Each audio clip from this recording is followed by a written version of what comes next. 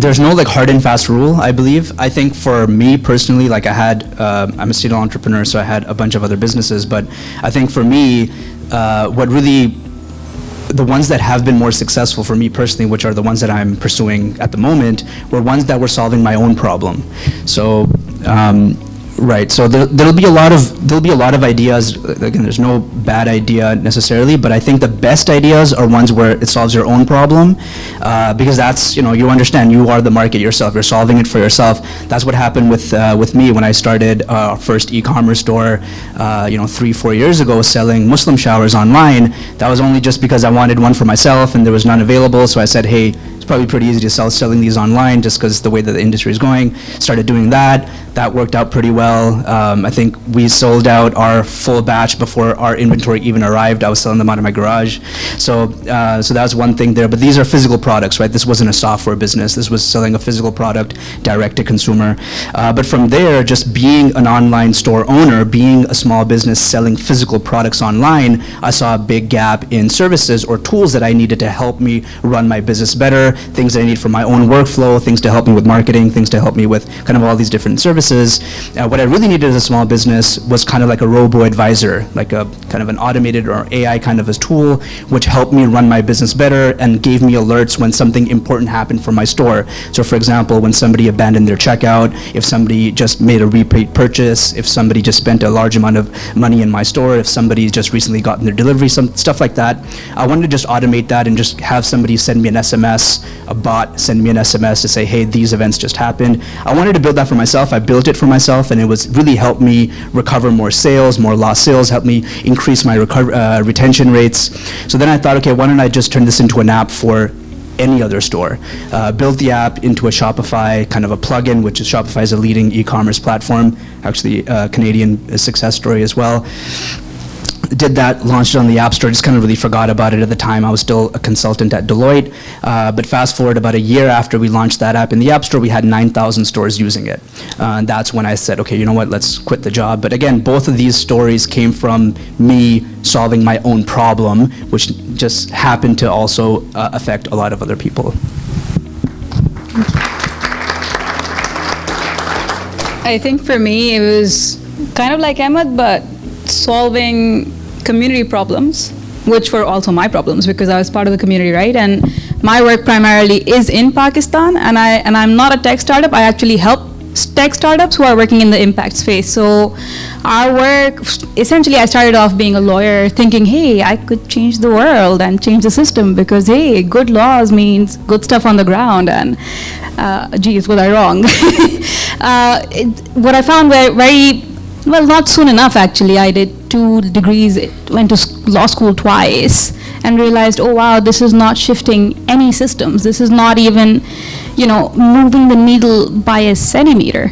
And what really can shift things, what really can change things is young people, like Raghib said, right? So people who have time, people who have energy, and people who can be engaged to see problems around them and encouraged to take personal responsibility for them. To understand that, hey, the system may be flawed, but at the end of the day, we are the people who can change that system. And so about almost a decade ago, I started working with young people as a young person, understanding what their problems are, but also understanding that if we don't do it, no one else will. And so that entire youth engagement turned into a movement, which eventually became our incubator for social impact startups in Pakistan. And there's tremendous stories there, and perhaps we can get into that once we start talking more. Thank you. So first of all, I want to say thank you to Raghib, because when he was talking about kind of trusting yourself and believing in yourself, it really resonated with me. And I actually started out with very little confidence that I could be an entrepreneur, and I went too fast, and then I said, well, I could start this .com thing, which is going to sell refrigerators online, which is actually a decent idea now that I think about it. But I also need to get a job, because I think what I learned, or what was drilled into me just growing up, was that you have to eat what you kill. You can't expect to get something served to you just because you went to a good school, or let's say somebody in your family knows somebody at a bank and you get that job. So I did that. I went and I worked as a programmer for a couple of years. Did okay, and then got into business school.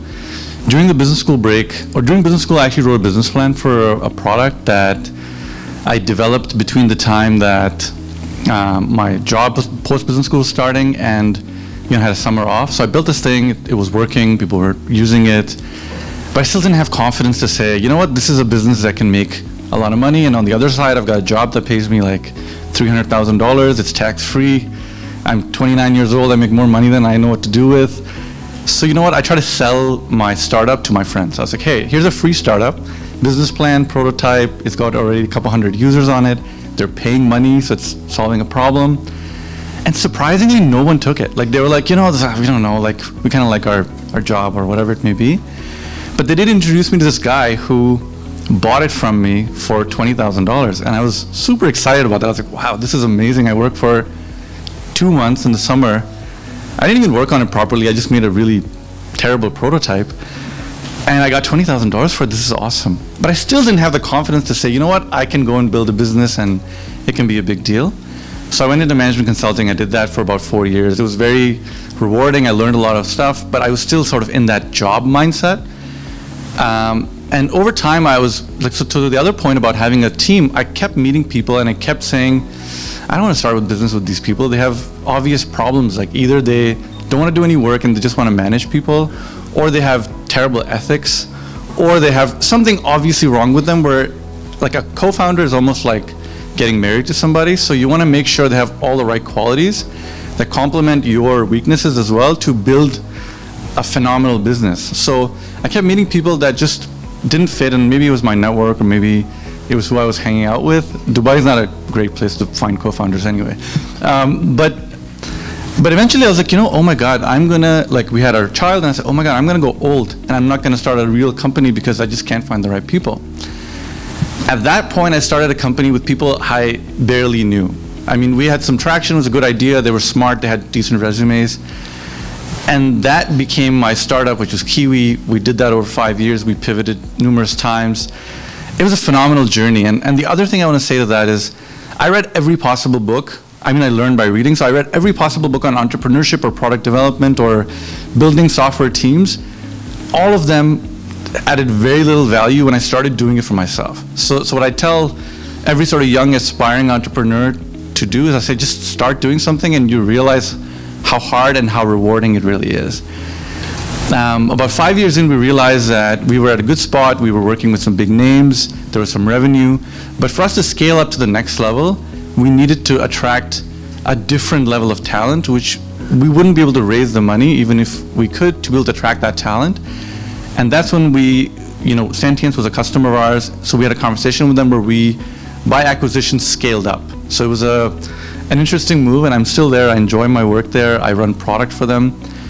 And I'm learning that there's a lot of trends shaping the world. Machine learning is obviously one that I'm a big believer. But also remote work. Like, everybody on my team is in a different space. They use video conferencing, they use whiteboards, etc. So I don't think that our careers are the same that they were 40 years ago. And if, to the gentleman who asked, like, what do I do now? If you really believe in what you want to do, learn to code. Build that thing in your weekend, and you don't really need to quit your job and jump all in. You can do stuff on the side. Thank you very much. Wow. That was amazing. Ali, I want to stick with you here. I think there's a theme here. There's no right time to start. And when you were doing Kiwi, I think looking at Raghib's story as well on the big acquisition, a lot of individuals, if they're leaving their job and they want to look for that big tech acquisition. So can you just talk us a little bit about what was it like when you were going for that acquisition with Kiwi? Was it always something that you were going for? How did that all happen? And if there's if something that you can do back in the past, what would you do differently? So I think the thing that's true but not obvious here is that an acquisition is not necessarily a milestone or a goal that any entrepreneur has. Maybe some people do and they're wired differently. An acquisition is kind of a realization that you're at a point in the road where you either need to level up or you need to level out, right? So we were at that point as a business where we had grown to, like, let's say about 20 people, we had big customers, but they had insane leverage over us, right? There was no way we were going to be able to convince them to continue to give us more and more licensing revenue, because we're this tiny little thing and there was this huge ship. And the talent war, particularly once you become a slightly larger company, becomes way harder. The other thing is that most people that are buying companies are typically looking for companies that are not looking to get acquired. So there's an archetype of an entrepreneur who's always trying to sell their company. Most of the people on the other side of the table don't want to buy those companies. They actually want to buy the companies that are actually doing so well that they're a little scared of them. So in our case, what literally blew my mind was that when we started Kiwi, we were 2 months in, we had barely built anything, and we got a knock on the door from a very well-known tech company, and they said, we want to buy you. And I was flattered, but I was like, what do you want to buy? Like, we barely even have any slides or like a working prototype. And then in the same way, that conversation kind of continues. Like, they will be like, every 6 months or so, they'll be like, so how's it going? What's going on with your business? And at some point, like, we came to the realization that now we were going to be able to create much more value by being a part of something bigger than going solo. Mm-hmm. And that point we said yes, and then, it's very similar to buying a house. Mm-hmm. Like, if you're on that other side, there's a bunch of people, they make bids, they're trying to find faults and cracks in your foundation, or your fireplace is broken, or you haven't gotten an inspection done in forever. And then you get through. Like, it's a challenging and cumbersome process, and I think I was woefully underprepared for it, because the people on the other side do that for a living, and people like me build software for a living. So I think that's where people like Raghib and others are amazing, because they can actually show the way on how to behave in those conversations and what those patterns mean. Amazing. Shift gears a little bit. I'm going to pass this on to you, Mariam, and this is going to open question for everybody. But when you're in the trenches and when you're building, you don't have the luxury of having teams and resources and all these different things. What did you waste the most time on, and what do you wish that you could have done more of when you're starting off, when you're, let's say, 2 to 3 employees, or if you were a single founder? What is it like? And I just want to pass it over to Ahmed to give some thoughts on that. I think kind of like Ali, I was so overwhelmed. And I think about 2 years in, I was like, I need a co-founder. And I kept talking to the wrong people. And I even hired one, right? And I gave him half my company. And I was like, oh, Jesus, what have I done? 2 years later, it was a nightmare. Because the kind of motivation, the kind of commitment, the kind of buy-in just wasn't there.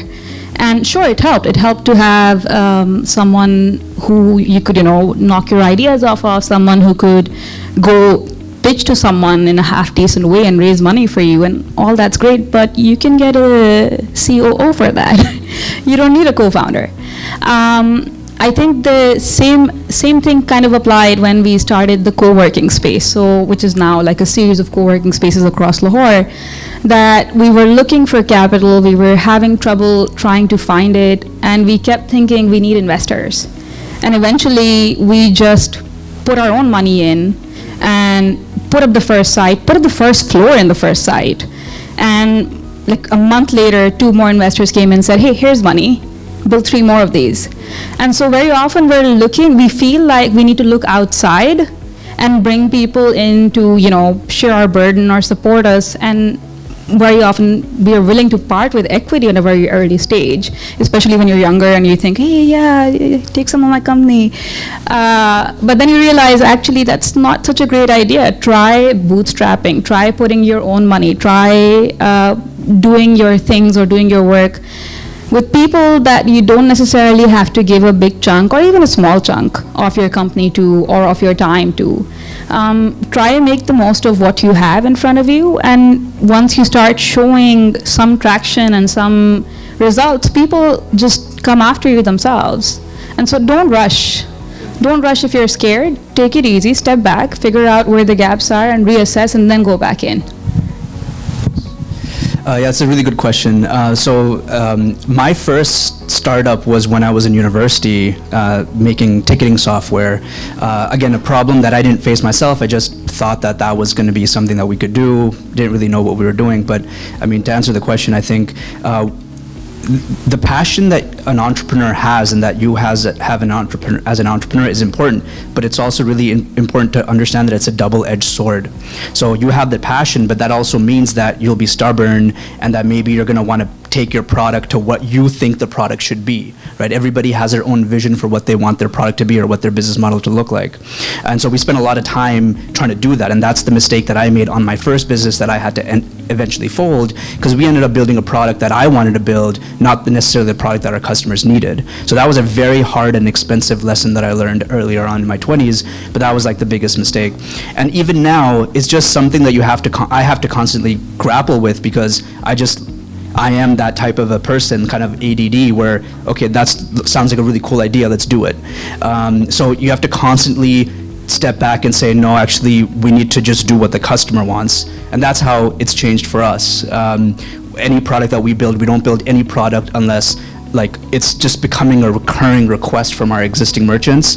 I spend most of my time now not even doing product development. That was what I did earlier on. Now I have a team, 2 other people that take care of that stuff for me. I've totally outsourced it and just kind of oversee it. But I spend most of my time talking to our customers. I'll talk to about 2 to 10 of our customers every day. That's what I do all day. On a slow day, I'll talk to 2 customers. On a heavy day, I'll talk to, let's say, 20 customers.